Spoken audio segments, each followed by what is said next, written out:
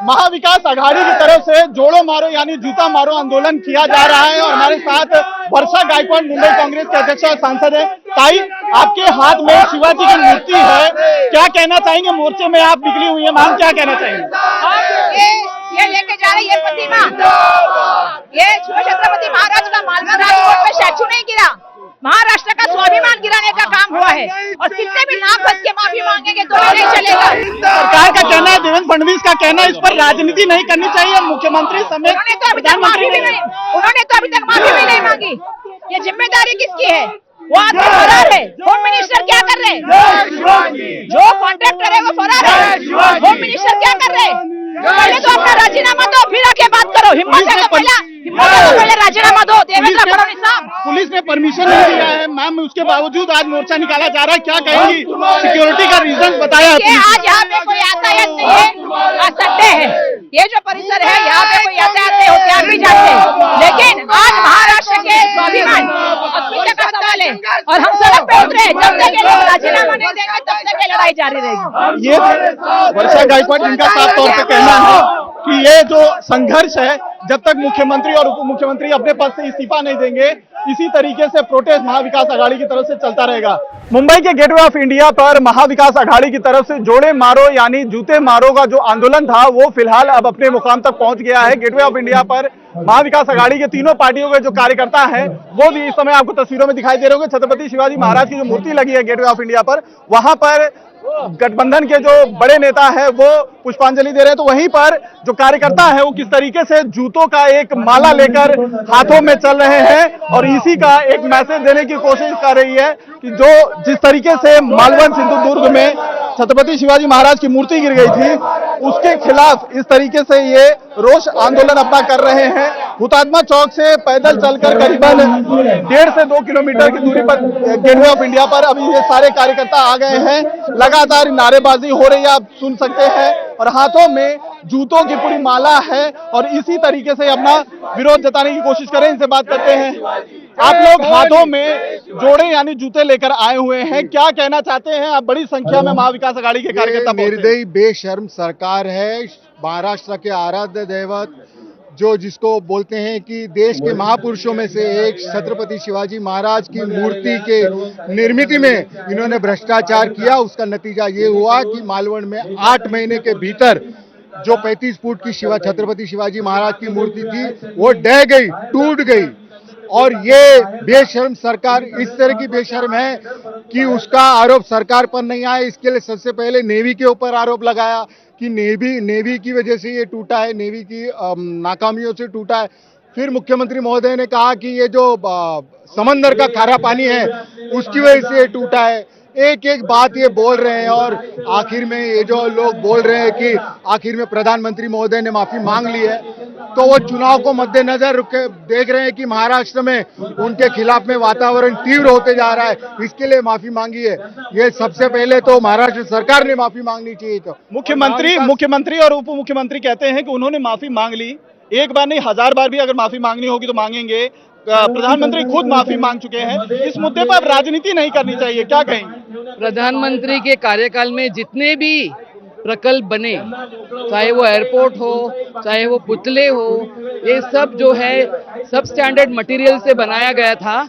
और चुनाव के पहले ये जो मेन उनका मुद्दा था कि चुनाव के पहले हम लोगों को उस मूर्ति को डालना है, और वो देखा नहीं गया कि अंदर पूरा पोकल था।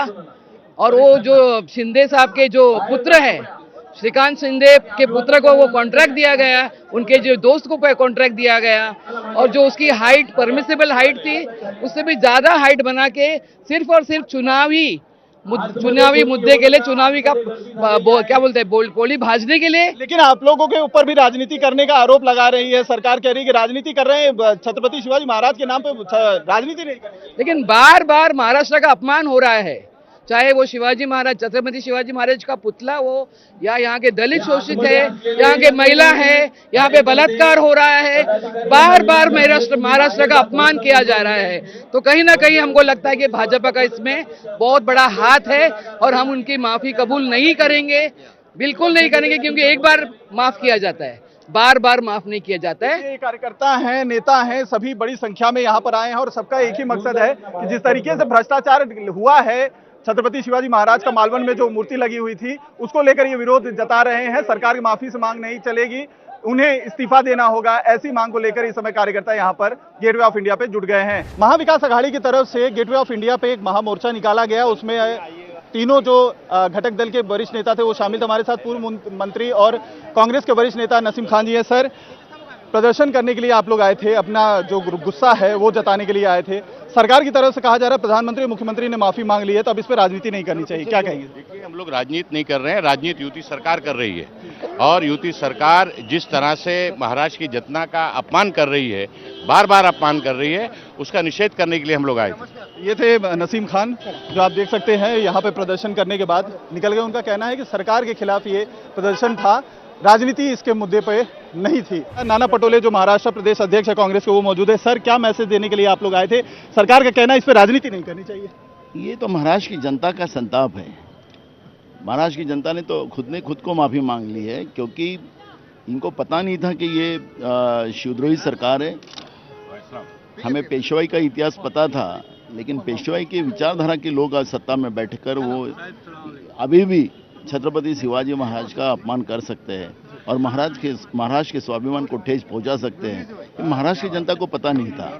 अब महाराष्ट्र की जनता को पता चल गया है कि ये पेशवाई विचारधारा जो आज भी है, कल भी रहेंगी, और इसलिए ये पेशवाई विचार की सरकार ही महाराष्ट्र से भगाना, यही अब संकल्प महाराष्ट्र मुख्यमंत्री का कहना है 1000 बार भी अगर माफी मांगनी हुई तो मांगेंगे, लेकिन प्रधानमंत्री कह रहे हैं कि क्या सावरकर के अपमान के लिए कांग्रेस माफी मांगेगी, जो उद्धव के जो कांग्रेस के नेताओं की तरफ से, राहुल गांधी की तरफ से किया जा रहा है? देखो, मैं सावरकर का इशू यहाँ पे नहीं आ सकता। छत्रपति शिवाजी महाराज और सावरकर ये बहुत फर्क है, तुलना नहीं हो सकती। इनके ही लोग, इनके ही सांसद छत्रपति शिवाजी महाराज की तुलना मोदी से करते हैं, तो क्या यह अवमान नहीं है? मोदी और छत्रपति शिवाजी महाराज की तुलना हो सकती है देश में? क्यों हमारा खून खौला रहे ये लोग?